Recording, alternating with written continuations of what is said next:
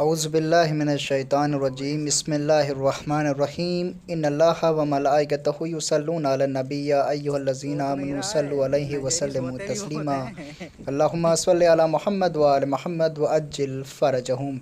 अस्सलामु अलैकुम व रहमतुल्लाहि व बरकातुहू। मोमनीन, इस वक्त हम मस्जिद सहला की ज़ियारत आप तमाम मोमनीन की खिदमत में पेश करने वाले हैं, लेकिन आप तमाम मोमनीन से गुजारिश है कि मेरे इस चैनल को ज़रूर सब्सक्राइब करें और बेल आइकन आल के ऊपर ज़रूर प्रेस करें। दूसरे मोमनीन को इसको ज़रूर शेयर करें। मोमनीन, ये वो मस्जिद है जिसकी बहुत ही ज़्यादा फजीलत और बरकत है। जैसे कि आप हदीस और रवायतों में देखेंगे कि जब हमारे आखिरी इमाम ज़माना अज्जलल्लाहु ताला फ़रजहु शरीफ ज़हूर करेंगे, ज़हूर करने के बाद जब आप खाने काबा से चलेंगे तो यहाँ मस्जिद सहला में आकर आप क़याम करेंगे। इस मस्जिद की बहुत ही ज़्यादा फजीलत और बरकत है। इस मस्जिद में बहुत सारे मकामात हैं जिनकी ज़ियारत इंशाअल्लाह हम आप तमाम मोमनीन को करवाएंगे। फ़क़त वस्सलाम व रहमतुल्लाहि व बरकातुहू। मोमनीन।